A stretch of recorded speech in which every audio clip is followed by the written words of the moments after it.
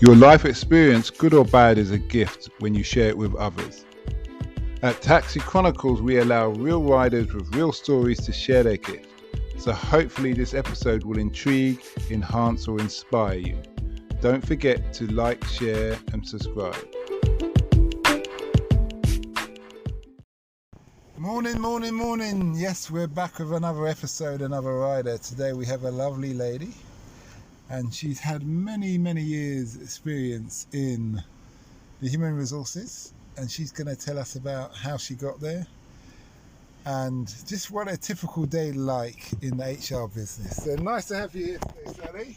Hello, nice to be here. So tell us, when did you realise you wanted to work in HR? I fell into HR. Okay. Basically, I started in a company more than 25 years ago, and I was a temp on reception. I then had my contract extended to become a marketing officer, support a marketing team. I then was fortunate enough to have another offer of working in finance. And in those days, human resources wasn't really formed. And the company I worked for, they were basically wanting to acquire many other companies. And to do that, we needed a HR function.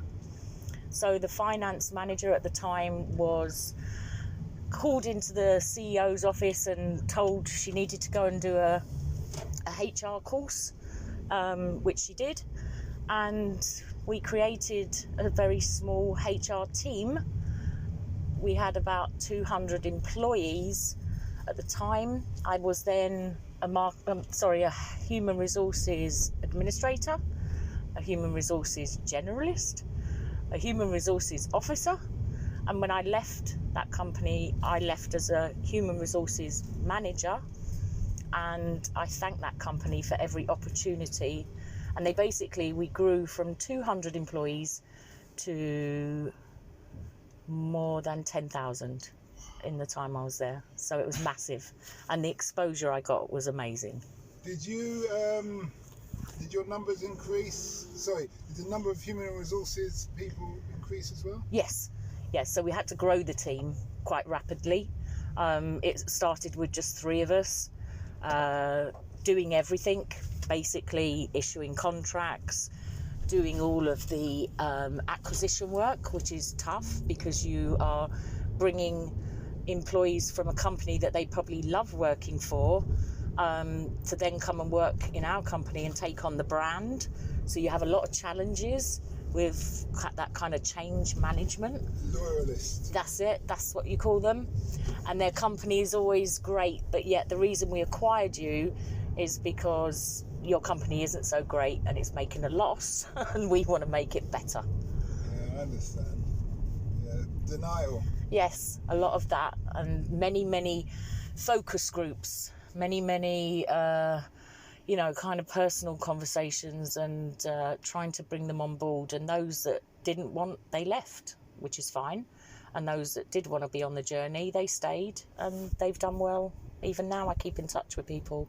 In that situation, you must have to have real good people skills? Yes. How would you say your people skills has developed from when you started employment up to today? Do you know, I think for me, and I've carried this from very young to even now in my role, I treat people the way I want to be treated. So that helps me dealing with difficult situations, redundancies, firing people, difficult conversations, supporting managers that are not able to, have those types of conversations. And it's just think about the end user, and whatever is happening is happening to someone, and there's a personal impact. Whatever that person is, they came in the morning thinking they have a job, thinking that everything is fine, and then they're leaving for the day to go home and tell a wife or husband there is no job or there is risk of not having a job. So I think that plays a big part for me, and it doesn't matter whether I'm dealing with the administrator in finance or a manager of a department. It's treating them with respect. Okay. You spoke about earlier quite a few different titles. Human Resources Officer, Manager. Yep. What is the difference between those different titles? It's kind of most people in HR that want to get into HR. So you've probably maybe gone to university. I never went to university. Mm-hmm. In fact, my schooling was basic GCSEs. I've just been fortunate to land, I think, in the right place at the right time, and then fortunate that my company supported me then to do the CIPD, which is the HR qualification that I have now. But normally somebody coming, say, out of university or young will start as an administrator, so they're doing all the contracts, offer letters, employment, email, anything like that. And then if you get into more of the officer role, you're then fortunate or unfortunate to maybe be involved in disciplinaries, grievances. You might be taking notes. So basically what you're doing is that then you're being mentored by a HR manager / generalist who is showing you the ropes on how to formally do a disciplinary, make sure you follow the policy, the process. And then the generalist is somebody really that is involved in everything. So if you looked at an employee handbook, and that handbook covers payroll, holidays, disciplinaries, grievances, redundancy, that's a generalist. So your broad experience, and that's what I've always loved, is I've kind of jumped into so many of those things that now whatever I'm thrown into, it's kind of like, yeah, that's fine, I've done that. How long did it take you to kind of master all the trades, all the areas? When I was at that company that gave me all those opportunities, it took me at least 7 years of being in those positions for a couple of years, I'd say, and always wanting to be. I was never the highest earner because I didn't have the qualification, but I would never complain, but I would always do the best or better or more to prove myself. You see all the figures. Yeah, you know what somebody else is on. And I never kind of, I used to say to my partner, oh, I know such and such is on this amount and I'm only on this amount. And he used to just say to me then, it will come because you will demonstrate your worth. And I can remember the HR director at the time calling me in when she gave me a whacking pay rise when I took on the manager role. And it was fabulous. That's when you knew it paid off. Yeah. The hard work had paid off. Water in the seed. Yes. Now you've got the plants. Yeah, exactly. Yeah. That's great. What would you say to your 16-year-old self? Get a good education. Do the best you can. Maybe it's not a degree, because I've seen many people that are degree qualified or come from the best schools or the best universities and they have no common sense. But get your basic education, because that will then help you to apply, for the jobs. People will give you opportunities. More companies now are doing apprenticeships. That's back on the cards. That's a good way of stepping in. We're actually thinking, the industry I work in at the moment is involved in food and beverage auditing, and we're struggling to find experienced because the market is so small. But if we recruited graduates or somebody at that low level and then invested in them, so I think get a good education at school, get those basics. So would you have got a degree? Probably not. Okay. It's funny you speak about that because, what was it, Google and YouTube are saying that and Tesla, that they don't, you don't have to have a degree to work for them. Yep. Because they can value experience. Yep. Exactly. And it's a way of the future. It's funny how it's gone full circle. It has, because so many years, for so many years, and especially early in my career, there were times, I used to feel, I wouldn't say embarrassed, but, when you get to meet people and they're talking about, when I was at university and I've studied this and I've studied that and I've studied everything. And I used to sit there at times thinking, oh gosh. But then I'd think, you know what, Samantha, the experience that you have just can outshine what those people have on a piece of paper. I've got a degree in construction management. Okay. And when we first did our first year, there's 150 of us in the lecture theatre. Yep. But there's only 8 who were full-time. Oh. Everybody else is part-time. Wow. Obviously, we're dealing with the construction industry. And by the end of that year, nobody, including myself, was full-time. Wow. We were all part-time. We were getting qualifications, experience and money. Yep, and that's it. You come, and I interviewed quite a few different people, teachers, paramedics, and they all say, well, you don't need, they're like, if you want to be a paramedic, you can do a degree in it. Of course. 50k. Yeah. Or you can go and work as a trainee paramedic, and by the end of the 5 years, you have been getting a salary, had experience, and got signed off as equivalent of having a degree. That's so true. And actually that applies to our employees. We have this 70-20-10 approach. So 70% is on the job, 20% is like the training element, and then 10% is a kind of like what we would invest in anything external, not internal. And it is the right approach, I think, for any industry. Yeah, that's good. What would you say you've learnt that you wish you knew when you started in this industry? That's a good question.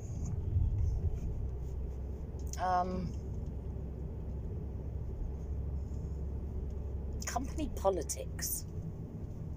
Company politics drives me insane. You're not the only one. That's why I love this job. And it still does drive me insane, but I think I deal with it better than I did when I started. I tend not to perhaps let it frustrate me, but company politics is just, I sometimes have many conversations with managers and even employees just say, at the end of the day, we all work for one company. The fact that bit of revenue might be going over there and you're fighting over, I don't know, €100 or something, it's so de-energizing. And I've seen many times people just leave because of these situations and company politics. So I think I've learnt to deal with it better, but it's still there. It's not gone away. That's one. There's probably other things, but I just can't think of at the top of my head. How would you, so that's a really good statement, that is, how would you tell a young person coming in there how to navigate themselves around company politics? Yeah. I have to say, I'm probably would have been one of your worst employees, because my spelling's not the best. Yeah. I remember one of the directors sent an email and CC'd quite a lot of people in and pointed out my spelling mistakes. Really? So me being from a council estate, went straight into his office in front of the CEO. You do that again! Brilliant. Good for you. He didn't do it again. No, good for you. Don't call me out like that. Thanks very much. I don't care who you are. Spelling was never my strong point. Yeah, so, but he behaved himself well. He did cause another problem when I was running the construction site. We had to get a clock up. Tony Blair was coming. Okay. Yeah, and the head teacher wanted a photo and all this. So there's health and safety issues and blah, blah, blah. I told him we had to meet before we could do the job. Yeah. Then he's ranting and raving on the phone. I said, yeah, come down here then. Come down here. He didn't come down for 3 days. And when he did come down, he is like lingering at the fence, not sure if he should come over to me. And he kind of come over and is kind of playing his foot in the gravel and doing like a half moon. And he said to me, I see the clock's up. It's quite an emotional time, wasn't it? And that's his fault of an apology. That's the way he's dealing with that situation. No, that's a good point as well. It's how you, and especially as a young person, I think I just had a colleague that I poached from a previous company that we worked together at. She was at that generalist officer level, and the role I had here in this company was for a HR manager Europe. Mm-hmm. Big role, lots of countries, lots of politics, lots of issues, employee issues, and I felt she could step up into the role because she had a lot of experience. She's could probably be mentored and supported, but the one thing she didn't have was confidence. Mm-hmm. And she didn't stand up for herself. Oh. And that's death sentence. It is. And my HR director I've known her, I've worked with her 20 odd years ago in the same company so I know her personally very, very well. And you have to be confident. You have to present whatever information it is you're presenting confidently, guiding managers confidently. And she left. And one of the reasons I think she left was basically because she didn't cope with that confidence of being that front-facing HR person. And she's gone and got a role now behind the scenes doing HR analytics.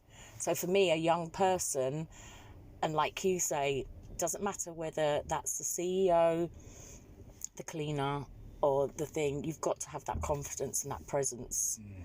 And you don't have to be rude. I think I just had wild aggression. You probably overstepped the mark. You'd be on my fired list. Yeah, that might be. Listen, don't play. Don't start lighting fires. You can't put out, man. I'll tell you that now. You actually see I'm doing the taxi job now.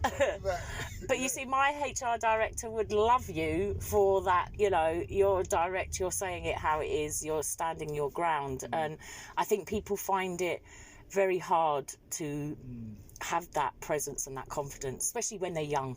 And she was very young. Yeah. Well, also we're dealing with building sites. So one end you're dealing with architects, clients, very wealthy people full of themselves for their position. Imagine. And the other end you're dealing with ex-cons. Yep, just out there and football fans. Yeah. And who've got egos and all the rest of it. So you kind of, it's a dance that you need to learn to play. Of course it is, yeah. But in my sense, when it got, it's like when you may be able to speak another language, and speak it quite well, but when you get upset, your natural mother tongue comes out. Yep. And I always said in that sense. I watched there was a YouTube clip, and they were talking about, there's a guy, I'm not sure if you've ever heard of him, Simon Sinker. He's big on like what you do. Okay. He goes and advises the military, he advises different. Okay. He's really good. You should give him a view. Yeah. Because he talks about dealing with people. And he said there's a corporate meeting, and like one of the managers was kind of full of himself, but hides behind his rank. Yeah. And he must have called somebody no, it wasn't racist, like a pussy, Yeah. So the other guy goes, listen, where I'm from, if a guy calls you that, you're going to have a fight. Yeah. Basically, it's a challenge. Are you challenging me now? Wow. And the guy went quiet. Oh. No. Yeah, just yeah. Because he's just saying to him, listen, if you're going to talk to people, know where they're coming from. Yeah, exactly. Know how they're going to interpret it. No, you have to. You really do. But your job is really good because you can deal with everybody, and you could be in any company when you think about it. You can adapt. I mean, I've worked in the the kind of auditor, so with people that are checking everything. I've worked in telecommunications, I've worked in call centre environments, so you go from this very what's the word I'm looking for, that auditing mindset, and then you go and work in a call centre for an American company who are just absolutely nuts. But you adapt into, you bring your experience into, like you say, working on a construction site, or whether it's working with the architects, you just adjust to those situations. And that's how, and don't try and be something that you're not. Yeah, that's interesting. Those people I haven't got time for. You won't get far. You'll be found out. That's interesting. So just to confirm, the highest position in HR is... You have now the new terminology of chief people officers. So that is basically your... Sounds like some PC. How do you deal with PC as well? Being politically correct. Yeah, because that must be quite frustration if you come from the older school. Yeah, I think that's probably why I work so well with the boss I have now as a HR director, because behind closed doors we can be so unpolitically correct, because we do come from old school, but we know in our business world we are very politically correct and ensure that. But yeah, so chief people officer is probably the highest level, and then below that is normally a HR director. And then you also have business partners. It's the same as a HR manager to a point, but companies call HR business partners that because you are supposed to then be partnering with the business, and you'll be more strategic. So you're not doing anything of those disciplinaries, grievance, people issues, paperwork. You're actually sitting at probably the board meetings or the high level meetings, and you're talking about strategy. What's the people strategy? How are you going to support the business? How are you going to... And that's something that we have kind of dabbled in, but at the moment our structure is more like our HRD. So our HR director is that business partner. So she challenges the business on their decisions, or she supports them with the people strategy. So there's various different companies use different approaches. Is there a legal element where you're sitting at that table and they're coming up, the partners or whatever, coming up with ideas, and you're saying you can't do that? Yes. Especially when it is related to people. There's always things that managers want to do, and they are not thinking about, well, what's the law, especially in different countries. So we support global, but then you've got to think about every single country that has a union. But you can't have policies, so you can't have one policy. No, one size fits all. No. Every single country that we look after has their own, what we call, it's a PAG, and it's basically the personal guidelines, and everything there is detailed. So that would be religion, cultural differences, all of it, everything. All of these things. So as a company, you may want to be seen in a certain way, but that goes out the window, let's say if you're in Saudi Arabia or something. Exactly. Even during the COVID times, our company took an approach to ask employees to voluntarily take a 10% pay cut. But in some countries you couldn't even do that, even though it was voluntary. And actually, you'd be surprised, in the UK we had 89% take up. Really? Yep. That wouldn't have been me. And guess what? Did the director, the owner take a cut? All of them, everyone, every level. And also... There's a blacklist of the 11% there, isn't there? Well, there were some employees that did not volunteer, and then there was the approach that we would consult with them and make them. But actually we had personal cases. So some people had real financials. Yeah. Some people were doing this, and we didn't do it. We didn't force it. But in December, our group, or our global CEO, paid us all back. So 6 months we took 10% pay cut, and then in December he paid every single global employee that had made a sacrifice because we'd done well.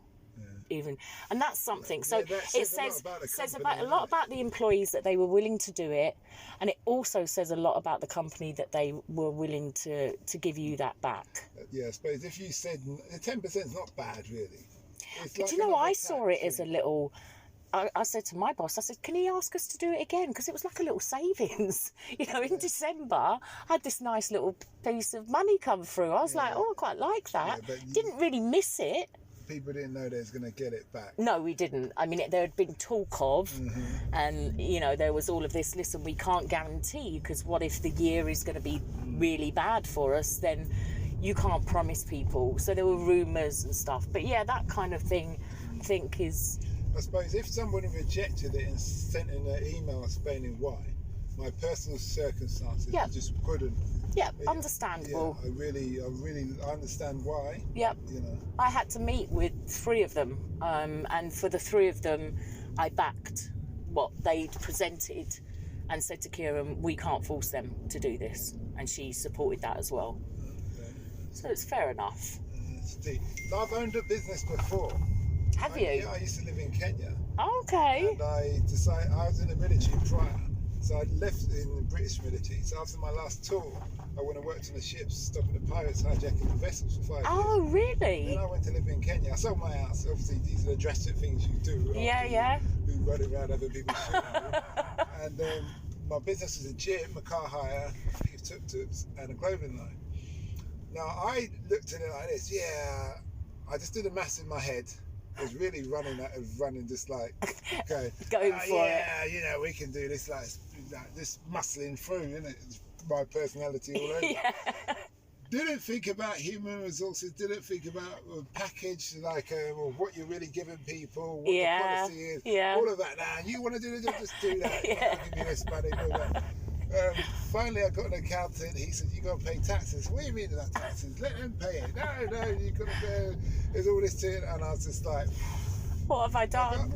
Well, I didn't even think about it. I just thought, well, this is it. It's muscling through. It's that old, you know. Yeah, just get it done. Yeah, we're told to take the hill, so we're taking the hill. Anyone gets in the way, they get squashed. So that's I'm driving a taxi 5 years later. But no, the reason I'm driving a taxi is because I made some bad business decisions, but I didn't do proper due diligence. That's the word. And due diligence is, if you've done due diligence back, let's say 20 years, you realise in 2007 when they had elections, they had a civil war. Yeah. So when the new elections came in 2014, 7 years or 15, they were on brink, so people got scared. So they didn't go to the gym, they saved their money, you stored up on food at home, all these kind of things. That means, obviously, you own a gym, no one's going to turn up. No one's coming, You pay 21 people, do you see what I mean? Yeah. Get advisors. Yeah. Get advisors, get people who know their job. Yeah. You may have to pay them well and maybe a struggle, but it'll save you money long term. No, exactly. And these are the things I learned. So I value what you're telling me. Yeah, no. And that word alone, due diligence, gosh, how many due diligence have we done, like you said, with acquisitions of companies? You know, it's not just off a whim that someone said, oh, they're selling that down the road for 500 mil, shall we have it? And then we realise below the surface it's even worse than what they're saying. And constantly that is being done. That's true, because if they're selling, they're going to try and sell at the best that they're going to lie. Of course, yes. Deception yes. In the book, isn't it? Yes. Because there's that pride as well. Of course there is. There really is. Yeah. And we always know that, and it has happened, especially way in the first days, that as soon as you've got the company, then you start to uncover all the scary cracks, and you know the directors, you've paid them off. They've all run off into the yonder with huge amounts of money because no one wants to take on their costs. So they're normally paid off you go, and then you start to uncover stuff. But yeah, due diligence is the word. It's a bit off subject, but when you buy a big company like that, if the company's in problem, like they've got tax issues, does a new company take that on? You are taking on practically everything, and that's even with employees. If somebody's because that's one of the things that you do. The first things you do with HR is understand: are there any legal cases? Yeah. Is there any tribunals? Is there any liabilities? And also from a business perspective, you want to know: is there any customer liabilities? Are they being sued? The business that we're in, we can be sued at any time for something that we do. So as long as the history of that company, even though you've dissolved their name and they're part of you're taking on those liabilities. Okay. You're taking those on. Dangerous business, isn't it? Yes, this is it. You've got to know what's coming in, because before you know it, you're landed with one big fat problem that you didn't want. Yeah, I see that. So I'm just getting my head around things. I see that that's real serious. There's a part of your job where you said you travelled a lot. Yes. Tell us about travelling and the HR world, and what someone can expect. Yeah, so if you're working in a global company, or a company that has offices in other countries that you maybe are responsible for, so I look after a region, Europe, for example. So then I'm working with managers from all different countries, employees in all different countries. And then pre-COVID, you would be invited to their management meetings. If you had to go and deal with a case with an employee face-to-face, you would travel for that. A lot of, and this is what I miss, a lot of the things that we've done, and I've been fortunate to be part of, is the team building. So because a manager has an employee in another country, as a HR network in this company, there's hundreds of us all over the world. And just pre-COVID, we were all supposed to go to Norway and have a 4-day team building HR session. And those things are really important. Those are where you build your relationships. That's how you build that relationship and that trust with that manager. Because not only are you sitting in the office with them all day, you're going out to dinner with them. You're then finding out what they like, how many kids they've got, have they got a cat or a dog. And what their concerns are. Yeah, and they become more open. And then before you know it, you've built such a great relationship with a team or with that manager, and trust is a big thing. And I think as much as we're all on conference calls, on Teams, videos, you only get that trust when you're sitting with someone. That body language, 90% of communication. That's what it's about, isn't it? I hate face. I can't stand face. I can't stand video calls. I'm at a point where I keep saying to people, please, I know what you look like. I don't want to see you on video. I want to see you on person. So think about it. If you, theoretically, it's like saying I'm going to just video call my wife from now on. Exactly. Kids, but I'm never going to see them, so I don't need to. Exactly. But you do. Yeah. Because it wouldn't be a relationship. Exactly. So yeah, I think the travel element, if you're fortunate enough to work for a company, and not only international or thing, I travelled a lot in the UK. I spent kind of a year going backwards and forwards to Aberdeen and Glasgow. And, I used to get on that train, the 7:00 train from Euston. I'd pay for a first class ticket. I'd upgrade myself. I'd pay for that because I wanted it. 4 hours on the train, lovely. So if that as well, I think is a nice part. It's the nice bit. Sometimes when you get up at 4:00 in the morning for a flight at 7, you really don't want to. But the nice bit is meeting different people, different cultures. And people love sharing about their country. They're quite proud. They want to take you to that traditional restaurant. They want to take you out and show off. And so, yeah, the travel, I think, is a big part if you're fortunate enough. Do you have siblings?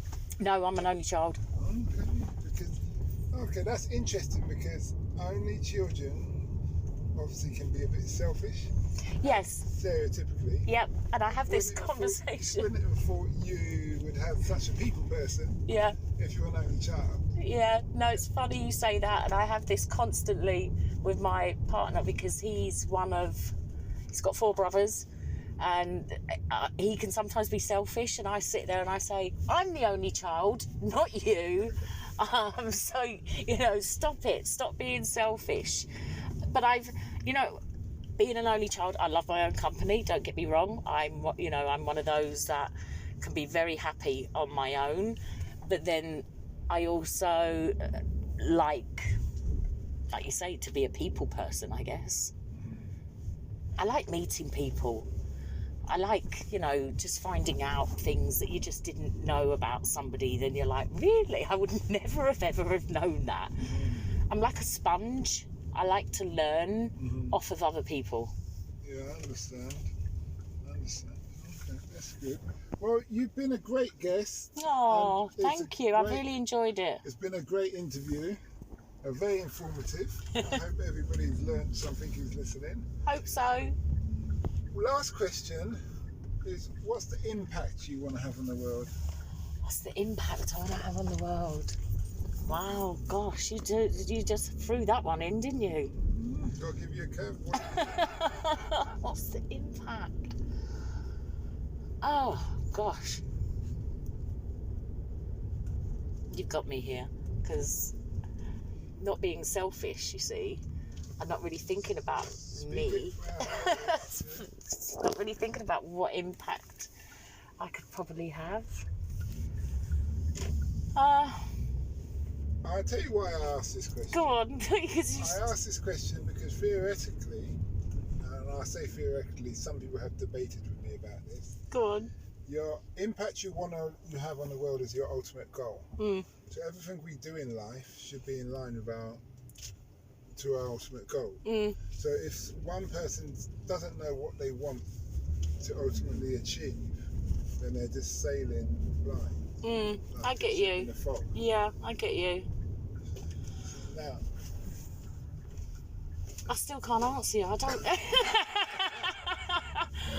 I wanna. Do you know what? I wanna be. And it sounds so silly and just so like that's probably why I'm maybe holding back. It's one of those. I just want to. Simple things to me mean a lot. So material things to me don't mean too much.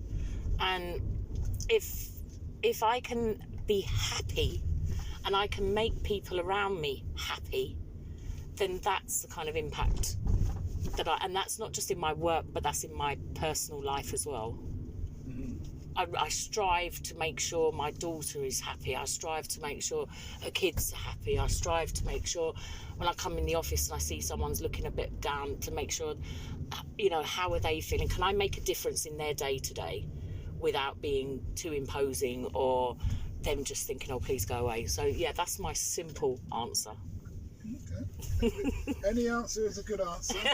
No, it is, because it's not about right or wrong. No, it isn't. That's right. I've had most people say they just want to make the world a better place, or they want people who they meet to have a good feeling that they met them. Yeah. You do get the occasional, and I say this is 1 in 100, who would say, I just want to be rich. Forget everybody else. You do get that, people, and that person does usually say it unapologetically. And I wanted to say this, but I can't. I just have to confess.